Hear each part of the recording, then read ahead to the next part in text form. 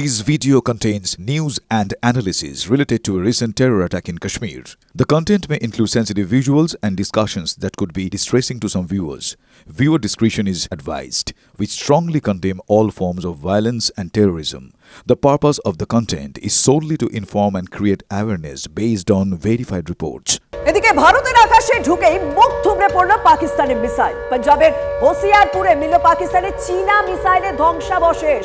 সেই ছবি তো আমরা প্রায় প্রত্যেক দিনই দেখছি, সেই খবরই আপনাদের সামনে প্রত্যেক দিন তুলে ধরছি যে চীনের কাছ থেকে যে সমস্ত মিসাইল নিয়েছিল পাকিস্তান, সেগুলো ভারতকে আটকাতে পারল না। কারণ ভারতের কাছে অত্যাধুনিক যে সমস্ত প্রযুক্তি রয়েছে, সামরিক শক্তি রয়েছে, তা রীতিমতো গুঁড়িয়ে দিচ্ছে পাকিস্তানের চীনা মিসাইলের ধ্বংসাবশেষ পাঞ্জাবের হোসিয়ারপুরে রয়েছে। ভারতের আকাশে ঢুকেই মুখ থুবড়ে পড়েছে পাকিস্তানের মিসাইল, এবং সেটা একটা নয়, বারবার ঘটনাটা ঘটছে। তবে পাকিস্তানও থামছে না এবং ভারতও আটকে যাচ্ছে। এরপরে আরো বেশ কিছু আপডেট আপনাদের সামনে তুলে ধরবো। জয়সলমীরে সেই একই ছবি, সেখানেও মুখ থুবড়ে পড়েছে পাকিস্তানের ক্ষেপণাস্ত্র। ভারতের এয়ার ডিফেন্স সিস্টেমের ধ্বংস পাক মিসাইল। হাই অ্যালার্ট জারি করলো শ্রীগঙ্গানগর পুলিশ। সেই ছবিও আপনাদের সামনে তুলে ধরেছি।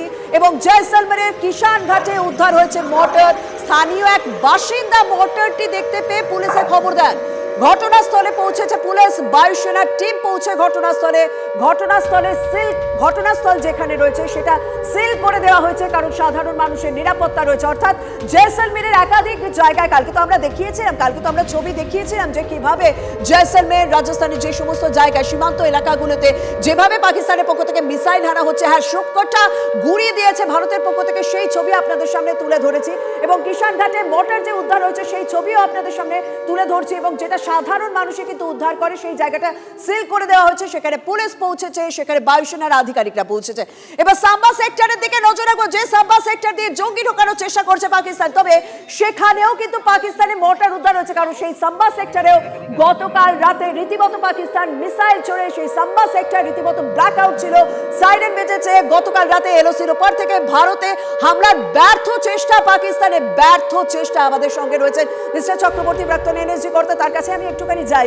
মিস্টার চক্রবর্তী, এইটা এই যে পাকিস্তান কোথাও টায়ার্ড হচ্ছে, তারা ক্লান্ত হচ্ছে না, তারা হামলা চালিয়ে যাচ্ছে, এই নেচারটা তাদেরকে কোনোদিনও চেঞ্জ হবে না? ক্ষমতার পরিবর্তন হয়, সেনাবাহিনীর দায়িত্ব চেঞ্জ হয়ে যায়, কিন্তু কোথায় গিয়ে থামতে হয়, কোথায় গিয়ে আমি আবার সবকিছু হারাতে বসেছি, আমার দেশের নাগরিকরা গিয়ে কোথায় গিয়ে সমস্যায় পড়তে চলেছে, এই বিষয়টি কি কখনো ভাবেই না তারা চায় যে যুদ্ধ হোক?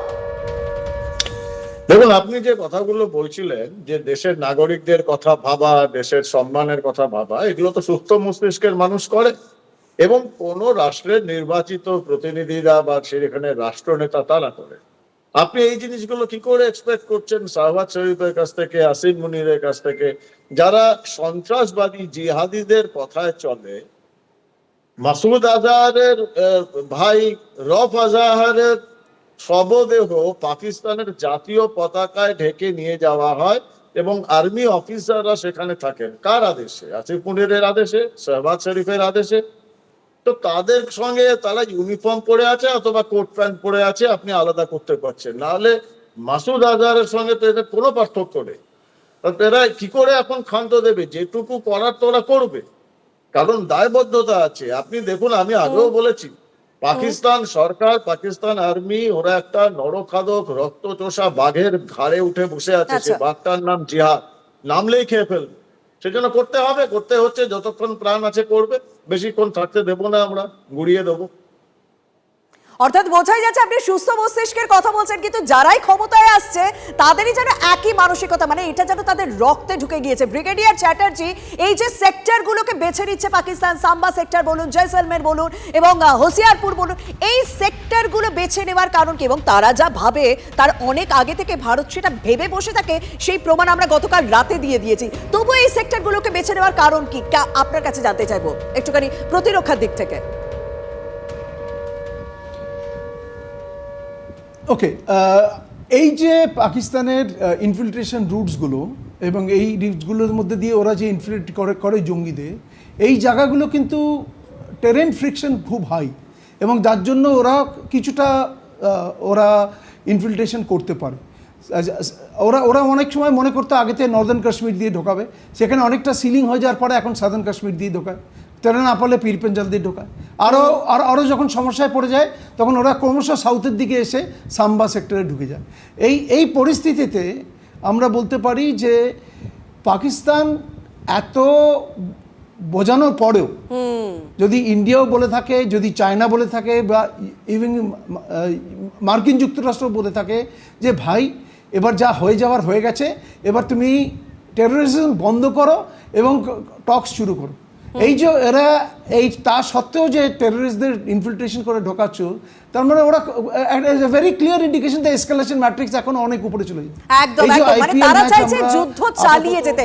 আপনারা আমাদের সঙ্গে থাকুন, অবশ্যই আপনাদের সঙ্গে গুরুত্বপূর্ণ বিষয়গুলো নিয়ে আলোচনা করার কারণে একটা খুব ভালো ইনফরমেশন দিলেন, এবং যেটা আমরা কার্গিলের সময়ও দেখেছিলাম যে তারা পাকিস্তান সবসময় উঁচু থেকে টার্গেট করার চেষ্টা করে, সেই কারণে ওরা ভৌগোলিক দিক থেকে সেই জায়গাগুলোই বেছে নেয় যেটা তাদের অ্যাডভান্টেজ জায়গা দেয়। কিন্তু তারা অ্যাডভান্টেজ জায়গা খোঁজার চেষ্টা করলেও ভারতীয় সেনাবাহিনী যে বেশ ভালোভাবে তাদের পাল্টা উত্তর দেয়, এটা অন্তত পরিষ্কার।